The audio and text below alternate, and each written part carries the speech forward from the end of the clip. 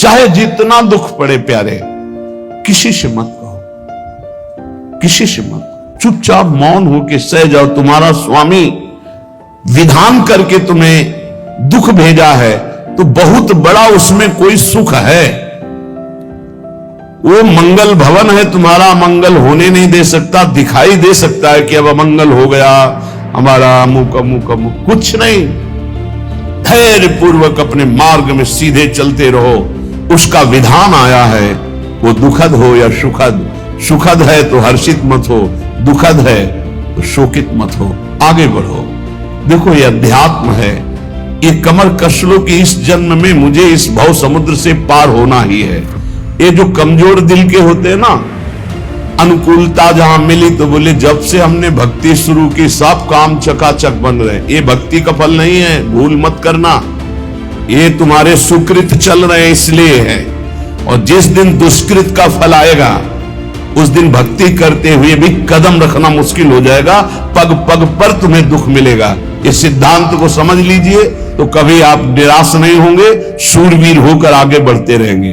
जो हमारी भक्ति है नई फसल है, और इस फसल की जो आनंद वृत्ति है वो भगवदानंद है, ज्ञानानंद है, अखंडानंद है, प्रेमानंद है। वो ये भोगानंद नहीं है, विषयानंद नहीं कि भगवान की बड़ी कृपा जो चाहो भोग मिल गए। ये सुकृतों के फल है। ये सुकृत और दुष्कृत दोनों को यही नष्ट कर दो और निकल चलो भगवान की परम धाम में, जहां नित्य सेवा सुख का आनंद से चर्या ले रही है। श्रीपाद कह रहे संतर्जयस ताड़यन, कोई मुझे बहुत डांटे भर्त्सना करे और ताड़यन पिटाई भी कर दे, मुझे कुछ कभी शिकायत नहीं करनी प्रभु से। देख रहे हैं ना, वो उन्होंने विधान किया है ना कि इसको पीटो, तो हम चुपचाप पीट लेंगे, किसी से नहीं कहना। रहीमन मन की मन व्यथा रखिए मन में गोए, सुनिठ ले हैं लोग सब बांटने, इसीलिए असंगो हम। असंग किससे कहें अपने दुख सुख की बात? अपना दिल तो दिलवर को दे दिया, जो बीते सो दिल तो उनके पास हो, तो जाने दुख सुख की बात, हम क्या जाने, हम तो बस आपके हैं। मौन, अपने विषय में न सुख की बात करे न दुख की, मौन। बात करे तो प्रभु की करे, नहीं तो मौन।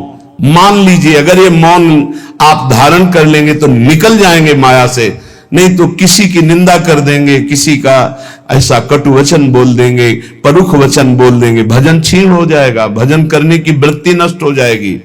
सैकड़ों लोगों के प्रश्न है कि पहले भजन अच्छा होता था अब नहीं होता। उसमें दो बातें होती है, एक तो भजन की ऐसी भूख बढ़ गई है कि अब उतने भजन से नहीं और भजन होना चाहिए। ये उत्तम महापुरुषों की कृपा पात्र भक्तों की वृत्ति होती है। और एक होता है कि आपसे वैष्णव अपराध बन गया, कुसंग हो गया, इस कारण से ऐसा। अगर आपके हृदय में कोई दोष वृत्ति नहीं हो, फिर भजन में ऐसा लगता है कि मेरे से बहुत कम भजन होता है, वैसा भजन नहीं होता जैसा होना। ऐसा बड़े बड़े महापुरुषों को भी अनुभव होता है। ये कोई निंदनीय बात नहीं है, वंदनीय बात है। पर वास्तविक यदि भजन नहीं हो रहा है, वास्तविक यदि आपका रुक गया है आनंद, तो आप ढूंढ लीजिए आपका भोजन गलत है, आपका संग गलत है, आपने कोई वैष्णव निंदा की है, बस यही कारण है। यही खोज लेना, यही सुधार कर लेना। किसी से क्षमा याचना की जरूरत नहीं, अंदर देखो और आचार्य गुरु से प्रार्थना करो, सब ठीक हो जाएगा। बड़े कृपालु हैं, जिन्होंने अपराधी मुझ जैसे को घसीटा तो अब अपराध बन जाएगा तो थोड़ी छोड़ देंगे वो। विश्वास कीजिए, उन्हीं से प्रार्थना कीजिए, नाथ यदि आपको अपराध मोचन कराना है तो भेज दीजिए मुझे उसके पास, या उसको बुला दीजिए, मैं पैर पकड़ लूं, हाथ जोड़ लूं यदि अपराध बन गया है, और यदि आप चाहें तो आप क्षमा कर दें, आगे से सावधान रहेंगे। बड़े कृपालु हैं प्रभु, क्षमा कर देते। भजन की वृत्ति को रुकना ये सहन मत कीजिए। समय नहीं है कि आज नहीं तो कल भजन चल पड़ेगा, नहीं, तुरंत वाचिक में आ जाइए, तुरंत वाणियों का गायन कीजिए, नाम कीर्तन कीजिए, ढूंढिए अपराध क्या बना जो आंतरिक हमारा भजन रुक गया, और प्रभु से प्रार्थना करके उसको चलवाइए। वो बड़े कृपालु है, क्षमा कर देंगे। अगर आपने प्रगट में किसी का अपराध किया और वो उपस्थित हो तो जाओ, उनके चरण पकड़ो, उनसे प्रार्थना करो। भजन का रुकना सहन मत करो, बहुत कठिन है भजन करके भगवत प्राप्ति करना।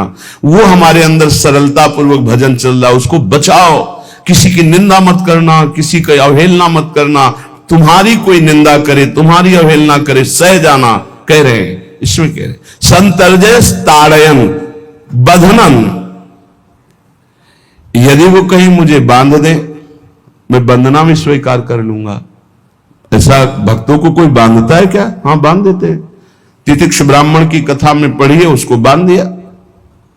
एक सखी बहुत भजनानंदी थी, उसके परिवार के लोग रोज उसे पीटते थे और उसे बांध देते थे। सखूबाई नाम उसका सखी का था। एक सखी बहुत नागरीदास जी के संग में रहकर भजन की वृत्ति उच्च कोटि की सीखी थी, भागमती बाई। उनके पति ही उनके ऊपर सैया लगाकर नवीन रानी के साथ बैठते हुए ऐसा पिटाई करते, इतना कष्ट देते, पर वो उच्च कोटि की ऐसी महान वक्ता, परम सिद्ध बरसाने के जो वास करने वाले अपने नागरीदास जी थे, हरिवंश महाप्रभु के शरणागत, उनके सत्संग से ऐसी उच्च कोटि की दशा प्राप्त हुई, उसे कोई फर्क नहीं पड़ा। उसके कष्ट देने के लिए उसके ऊपर सैया लगाते, राजा थे, और नवीन रानी के साथ उसके ऊपर बैठते, उपद्रव करते, मारते, पीटते, लेकिन वो सम रहती। संतर्जयस ताड़यन बंधनन, शांत, वो देख रहा है, बस तुमको यही सोचना, वो देख रहा है, मेरा स्वामी देख रहा है, वो देखते हुए मौन है ना, वो चाह रहा है ना, तो तेरा किया मीठा लगे, बस बात समझ लो। इतना तो बहुत बड़ी वस्तु प्राप्त होगी, बहुत बड़ी। एक मिट्टी जब कुम्हार को अर्पित हो जाती है तो पीट पीट कर एक छोटा राई भर भी दाना नहीं रहने देता, क्योंकि राई भर भी अगर दाना रहा वहीं से मटकी फूट जाएगी, राई भर भी अहंकार रहा वहीं से भक्ति रस निकल जाएगा। पीट पीट के उसको एकदम बराबर, फिर भी चैन नहीं, जल डाल के रौंदा, फिर भी चैन नहीं, हाथों से मल कर अपने अनुसार बनाया, फिर चाक पे चढ़ाया, जो चाहा आकार दिया, सूर्य के ताप में तपाया, फिर उसको दहकते हुए आवे के बीच में रख के पकाया, फिर उसमें रस रखने लायक क्षमता आ गई उस मिट्टी में। ऐसे ही हम जब संत महापुरुषों को, श्री भगवान को समर्पित होते हैं तो ये सब होगा। रस रखने लायक हृदय तभी होता है जब आवे में तपता है, इसलिए तैयार रहो। तभी नागरीदास जी ने कहा, बड़ो ही कठिन है भजन ढिग डरिबो। एक सूरवीर योद्धा की तरह जैसे उसके अंग घाव से युक्त होते हैं, वो कदम पीछे नहीं आगे ही बढ़ाता है, ऐसे भजनानंदी चाहिए। चाहे मुझे चोर कहा जाए, पतित कहा जाए, गाली दिया जाए, मुझे मारा जाए, बांध लिया जाए, तो भी मैं भगवान पर दोषारोपण नहीं करूंगा। मैं यही निश्चय करूंगा, प्रभु मेरे देख रहे हैं, जोई जोई प्यारो करे, सोई मोई भावे, उनका विधान परम मंगलमय है। अंतः क्लेश मतीव दुस्सह तरम प्राप्नोति नाना विधि। मुझे अंदर से भी बहुत पीड़ा दी जाए, काम पीड़ा, क्रोध पीड़ा, लोभ, बाहर से तो ये दिया जाए और अंदर से भी ये दिया जाए, तो भी हे प्रिया जो आपसे नहीं कहूंगा। प्रेम में कभी शिकवा शिकायत नहीं होती, ना इष्ट से और अपने प्रीतम के विधान से दिए हुए कष्ट को हम दूसरे से कह दें, धिक्कार है हमारी प्रीति को। प्रीतम सहावे और मैं दूसरे से शिकायत करूं? नहीं, हर विधान आपका सहुए। ये प्रेम है मस्ती का, ये लज्जू पंजू ऐसे काम नहीं है इनके। ये तो देखते हैं पैर धर के अगर गर्म लगा तो हटा लेंगे, मत रखना गर्म ही गर्म है। और छाती मजबूत करके कि आग पे चलूंगा तो पैर रखोगे तो चंदन हो जाएगा आग में भी। पूरे जीवन की बात कह रहा हूं, पूरे जीवन की। सोचो उस समय जब 13 वर्ष की अवस्था है और घर से निकले थे, कोई साथी नहीं है, कोई समझाने वाला नहीं, और आज इतना जीवन हो गया इसी यार के सहारे हुआ है। इसी यार, ना 1 रुपया कभी था, न रहा है और न रहेगा। प्रेमानंद का 1 रुपया नहीं है, प्रेमानंद की एक वस्तु नहीं, ना रहा ना रहेगा। हां, प्रेमानंद की सब वस्तुएं हैं, ना होते हुए भी पूरा विश्व मेरा। क्यों? प्रेमानंद भगवान का है, भगवदानंद को प्रेमानंद कहते। वही संपत्ति जीवन भर एक ही साथी रहा है, और हे नाथ ऐसी कृपा करना अब दूसरा साथी बने ना। अब आओ तो मृत्यु रूप में ही आओ और किसी रूप में मत आना। साथी हो तो आपका साथ हो, सर्वहरण करने वालों में मैं मृत्यु हूं, बस उस रूप का इंतजार है, आओ उस रूप में और समेट लो अपनी लीला। बस कभी किसी से शिकायत, कभी किसी ने कैसे हो, आनंद है। नहीं सुना है किडनी खराब है तो सुना ही होगा, कोई दुख नहीं, कोई दुख नहीं। वर्तमान दुख वर्तमान के आनंद से बहुत छोटा है, क्या दुख है, स्वामी के द्वारा दिया हो। ये आप हमारी प्रार्थना मान लीजिए, इस मार्ग में चलने पर जो दुख मिले कभी किसी से कहना नहीं तो प्रीति में कलंक लग जाएगा, वो तुम्हें प्रभु से हटा देगा। नहीं, रहीमन मन की मन व्यथा रखिए मन में गोए, सुनिठ लई है लोग सब बाट न लिए। ये भगवत मार्ग सूरवीरों का मार्ग, कभी अपनी अंतर व्यथा को किसी से मत कहो। जीवन में अगर कोई हमें कष्ट दे रहा है तो हमारा कर्म है, ना कि कोई व्यक्ति। ये बिल्कुल सिद्धांतक चर्चा समझ लो। वही व्यक्ति जो मुझे द्वेष करता, वही व्यक्ति जो मुझे कष्ट और दंड देता, वही व्यक्ति प्रणाम करके छाती से लगाकर आंसुओं की धारा से अभिषिक्त किया, तो वो व्यक्ति था या कर्म? जब कर्म भोग हो गया तो वही हृदय से लगा के अश्रुधारा से क्षमा कीजिए, बहुत ऐसा नहीं, आप तो बड़ी कृपा की। व्यक्ति कभी कष्ट नहीं देता, मेरा कर्म उसके ऊपर सवार होकर मुझे दंड देता, इसलिए मैं किससे कहूं? अपनी जबान से दांत कट जाए तो किससे कहूं? ये जो दांत, इससे जबान हमारी पीड़ा को किससे कहूं? अब अपने हाथ से चोट लग जाए किसको कहूं? ऐसे सब आत्मस्वरूप हैं, हमारा कर्म ही उनके ऊपर सवार होकर हमें दंड दे रहा है। इसलिए भाई, श्रीपाद का सिद्धांत जो कह रहे कि अगर भगवत प्रेम प्राप्त करना है तो मुंह बंद। 22 बाजार में कोड़े मारे गए, एक बार भी श्री कृष्ण से नहीं कहा। पूज्य भाई जी महाराज के जीवन कष्टमय है, कभी श्री कृष्ण से नहीं। बाबा नहीं सह पाए, बाबा ने श्री कृष्ण से कहा, श्री कृष्ण चंद्रजू से, ये क्या है, इतना कष्ट क्यों दे रहे हो उनके शरीर को? तो मुस्कुरा दिए, बोले मैं नहीं दे रहा हूं, ये तुम्हारे कर्म का फल भाई जी भोग रहे हैं। ऐसा? बोले हां। सीधे अस्पताल गए, भाई जी से कहा, ये आप हमारा प्रारब्ध क्यों भोग रहे हैं? तो कहा, आज ये कौन सा खेल रच रहे हो बाबा, क्या बात कर रहे हो? जीव का अपना कर्म भोगना होता है, किसी और का निजकृत कर्म भोग? तो उनका, आप हमको बहका नहीं सकते, हमें परम तत्व से पता चला है कि आप हमारे कर्म। तो हंस दिए भाई जी और बोले, देखो हमें कोई फर्क नहीं पड़ता, आपको फर्क पड़ जाता। आप चढ़ो, जिस साधना की चढ़ाई पर चढ़ रहे हो चढ़ो, मंगलमय श्री कृष्ण तुम्हारी यात्रा को पूर्ण करें। हम तो अस्पताल में पड़े पड़े प्रिया प्रीतम के साथ खेल रहे हैं, कोई फर्क नहीं पड़ रहा। ये बड़े महापुरुषों ने अपने कष्ट की तो बात जाने दो, दूसरों के कष्टों को लेकर भोगाए। हम जरा सा कष्ट आ जाए तो बोले हमारी अंदर श्रद्धा थी अब खत्म हो रही क्योंकि कष्ट आने लगा। उसमें भगवान का क्या दोष है? वो तो बड़े कृपालु हैं कि ऐसे पापात्मा होने पर भी मुझे महात्माओं का संग दिया, धाम का वास दे रहे, नाम जपवा रहे। अब हमारे पूर्व प्रारब्ध हमें कष्ट दे रहे, इस समय भी वो हमें दुलार कर रहे। जीव समझता नहीं, केवल दोषारोपण भगवान और भगवत मार्ग पर कर देता है। इसलिए उपासक को अंतः क्लेशमति व दुस्सहतरम, ये जो आप काम क्रोध से जल रहे हो ना, ये तपस्या है, इसका बहुत बड़ा लाभ मिलेगा।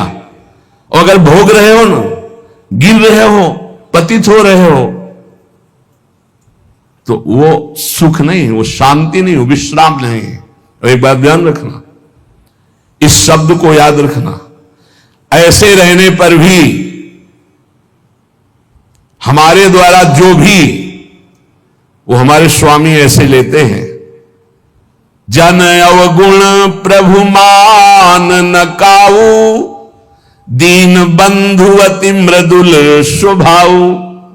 कल शाम के पूज्य परमहंस राम मंगलदास जी की वाणी का चिंतन हो रहा था, उसमें कह रहे कि जो 30 मिनट भगवान नाम कीर्तन कर लेता, मेरी बात पर विश्वास रखना हो, उसको भगवत प्राप्ति होगी। 24 घंटे में 30 मिनट नाम कीर्तन कर लेता है और अन्य समय विस्मरण रखता है तो 30 मिनट का नाम कीर्तन उसे भगवत प्राप्ति करा देगा। तुम्हें जो पाठ प्रिय हो 30 मिनट पाठ कर लोगे, भगवत प्राप्ति हो जाए, कर लो। और बहुत पहुंचे हुए महापुरुष जिनके चरणों में अपार श्रद्धा है, आप लोग तो रात दिन लगे आपको भगवत प्राप्ति नहीं होगी। चूक हो जाएगी तो जन अवगुण प्रभु मान न काऊ, दीन बंधुवती मृदुल स्वभाव। अग्नि की ज्वाला के समीप रूई का पहाड़ कितनी देर टिकेगा, कितनी देर टिकेगा, उसके ताप में झुलस जाएगा। ये अग्नि की ज्वाला है भगवान नाम कीर्तन, भगवत यश गुणगान। तो जैसे किसी को लगे कि वो नाम जब भी करता है वो रुचि पूर्वक पाप करता है, असंभव। नाम जापक रुचि पूर्वक पाप कर ही नहीं सकता, उसका हृदय जलेगा पक्का। आप जप करके देख लीजिए, आप जप कीजिए नाम और फिर आपसे पाप जब बनेगा तो आप फिर हालत अपनी देख लीजिएगा, बार बार हृदय जलेगा, नहीं नहीं नहीं। तो एक दिन वो नहीं सिद्ध हो जाएगा और आप निर्विकार हो जाएंगे। इसलिए अंतः क्लेश, अगर बुद्धि मति हो, अति अंदर क्लेश आ रहा है, कभी काम आ रहा है, कभी क्रोध आ रहा है, कभी लोभ आ रहा है, कभी मोह आ रहा है, ये आता रहेगा जब तक भगवत साक्षात्कार नहीं होगा। ऐसा मत समझो कि 2-4 महीने जब करेंगे तो हम सिद्ध हो जाएंगे, ये आता रहेगा। ये बहुत भागवतिक शक्ति से संपन्न है विकार, कोई साधारण नहीं है कि तुम माला जपोगे वो नहीं आएगा, माला जपते समय ही आएगा वो। ये भागवतिक शक्ति से संपन्न, काम क्रोध लोभ मोह तब त्रिभुवन को परास्त कर रहे हैं। ये भगवान के पावर से शक्तिमान है। तुम्हारा अहंकार जब गलित हो जाएगा तो इनका आना ही बंद हो जाएगा। जब तक अहंकार रहेगा तब तक ये आते रहेंगे। तो जो तुम्हारे अंदर जलन हो रही, मत कहो किसी से, सह जाओ, यही तपस्या हो जाएगी, यही भगवान की प्राप्ति का हेतु हो जाएगा। प्रभु के लिए थोड़ा कष्ट सहकर आप आगे बढ़कर देखिए वो कितना आपको प्यार देते हैं। यही कष्ट सहना है, आंतरिक विकारों को सहना, बाहरी प्रहारों को सहना, कभी किसी से ना कहना, ये भक्तों का स्वभाव। मौन, इसीलिए वाणी से मौन, कुछ ना बोलना। हमने एक संत भगवान को देखा, 22-23 वर्ष पहले वृंदावन में कच्चा मार्ग था, एक बोरा रखते थे ऐसे, पागलों जैसा भेष था। तो जब रात्रि के 11 बजे वापस यमुना किनारे से प्रसाद पाके यमुना किनारे गए, यमुना किनारे से जब लौटते थे तो उनको देखते थे अकेले वो बैठे रहते थे। उनकी मुद्रा देख के लगता था भगवदानंद में डूबे हुए हैं। नजदीक बैठे, बोरा उठाया, चल दिया।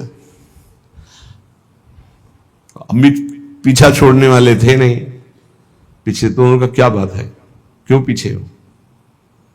अब संत वेश हमारा भी तो मर्यादा से ही बोलेंगे। वो कुछ नहीं, केवल जानना चाहते हैं आपको। तो कालीदय की इधर एक तमाल का पेड़, जो श्वेत रंग का एक वृक्ष है, उसका मुझे नाम नहीं याद आ रहा, गुलर जैसा, और वो तमाल में लिपटा हो, अब भी है, दाहिनी तरफ है। ये जो खाली जगह पड़ी ऊंची, जो अपने दाहिनी तरफ बर्फ फैक्ट्री के आगे जाते हैं, उसी के नीचे बैठ गए। तो हमने पूछा, आपकी स्थिति देखकर मुझे लगता है आप हर समय भगवदानंद में डूबे रहते हैं। बोले जब लगता है तो प्रश्न क्यों करते हो? हमको आपकी वेशभूषा देखकर। तो बोले जगत से बचने के लिए ये वेशभूषा है। एक बोरा ऐसे जैसे कोई बीनने वाले होते हैं, कबाड़ बीनने वाले, ऐसे बोरा ऐसे रखे थे, गमछा लगाए हुए थे, पूरा शरीर खुला, कोई साधु का वेश नहीं, कोई चिन्ह नहीं, और उनकी स्थिति भगवदानंद में थी। उनका ये किसके उपदेश, किस मार्ग के उपदेश, किस इष्ट की आराधना से आपको ऐसी स्थिति प्राप्त हुई?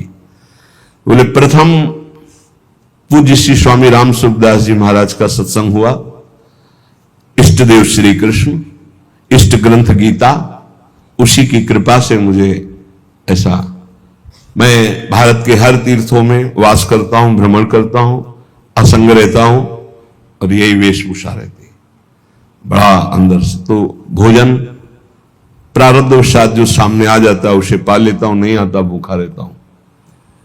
तो कहा अगर हम मधुकरी ले आवे कभी आप जिससे तो पालेंगे, बोले दे देंगे तो पालेंगे।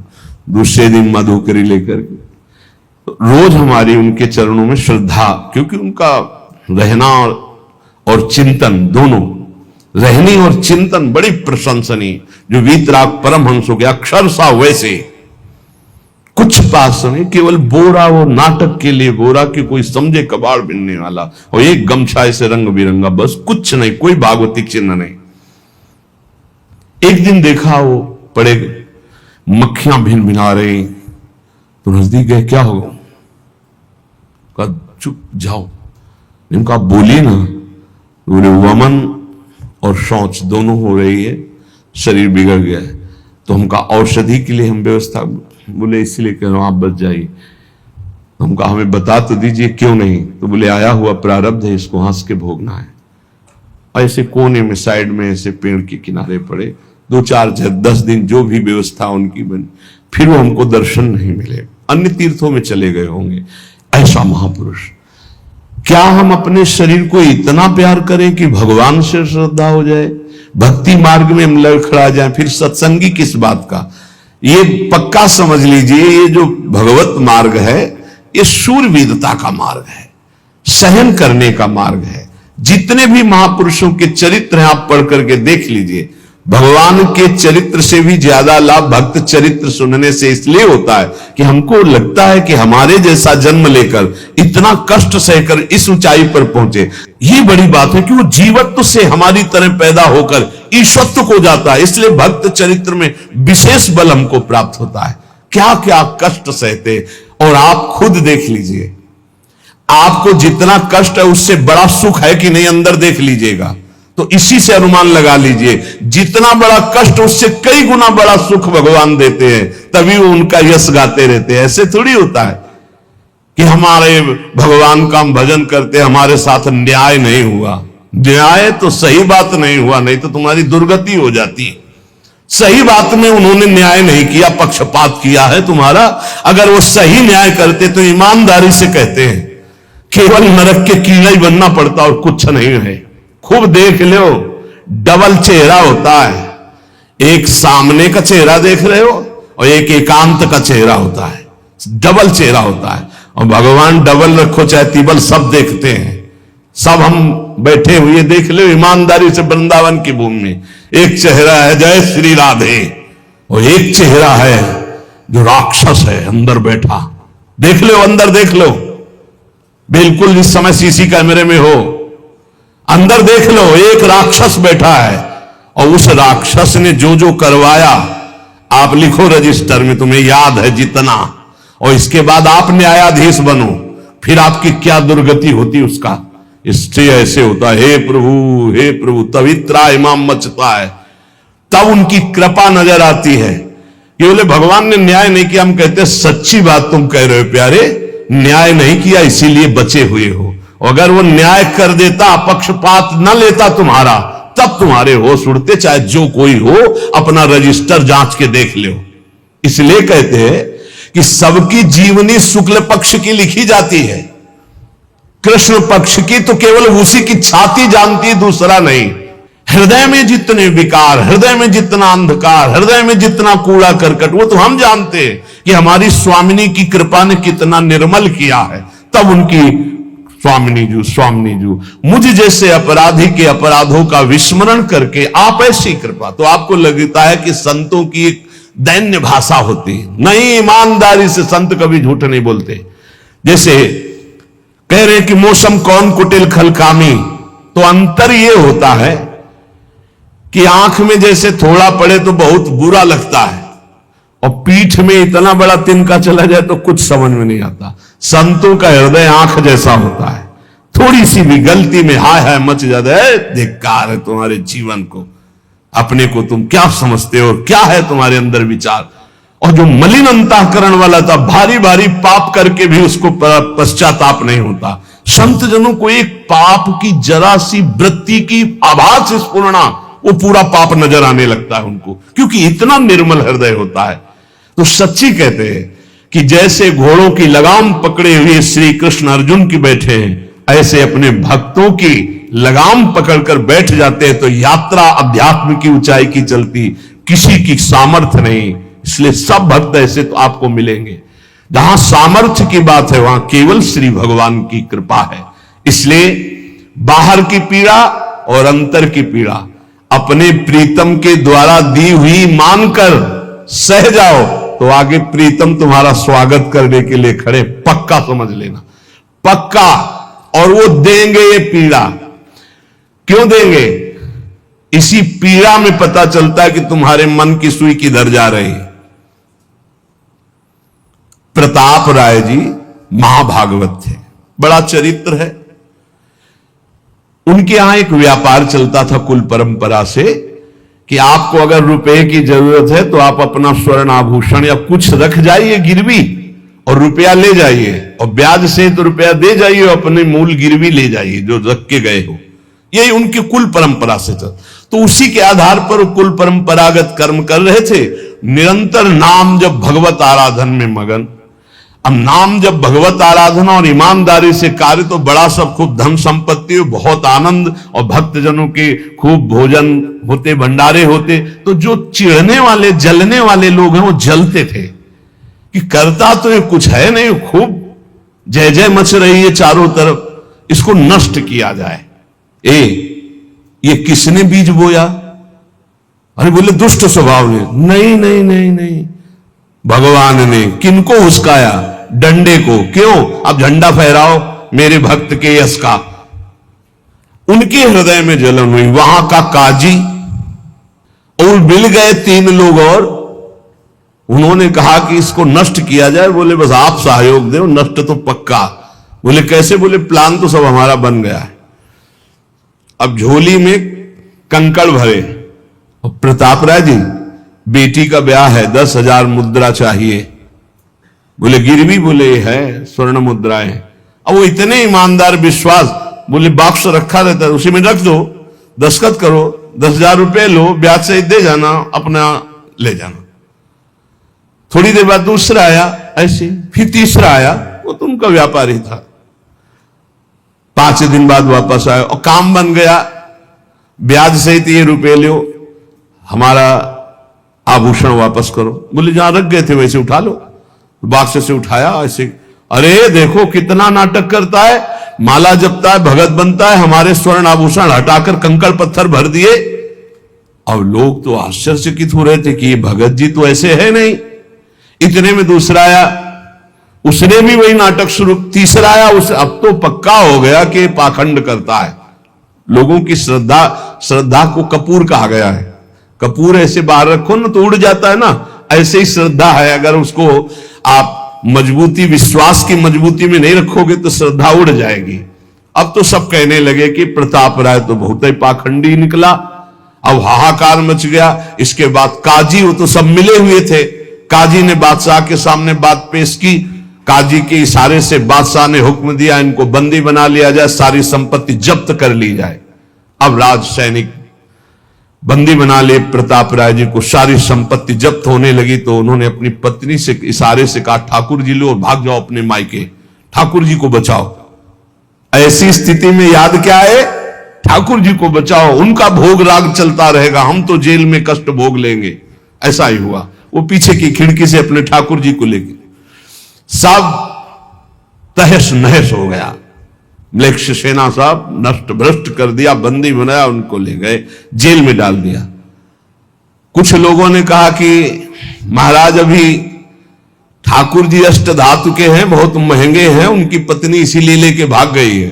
मायके से पत्नी को भी बंदी बनाया, ठाकुर जी को भी संपत्ति के रूप में जब्त किया, और जहां संपत्ति थी वहां गोदाम में ठाकुर जी को ऐसे जिससे संपत्ति डाल दी वैसे डाल दी।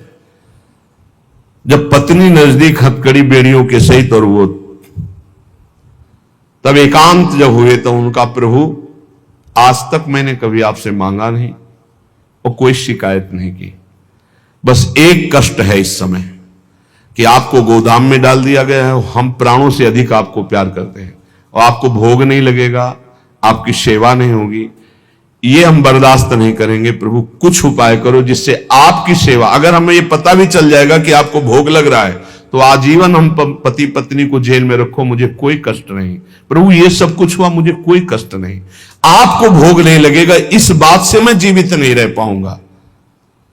भगवान देर थोड़ी लगी युगल सरकार गलवैया दिए हुए, इस स्थिति में भी तुम्हें मेरी चिंता है।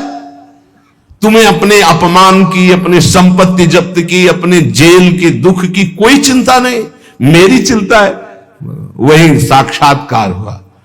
अब तत्काल, अब वो तो चाबी बदलने वाले हैं ना।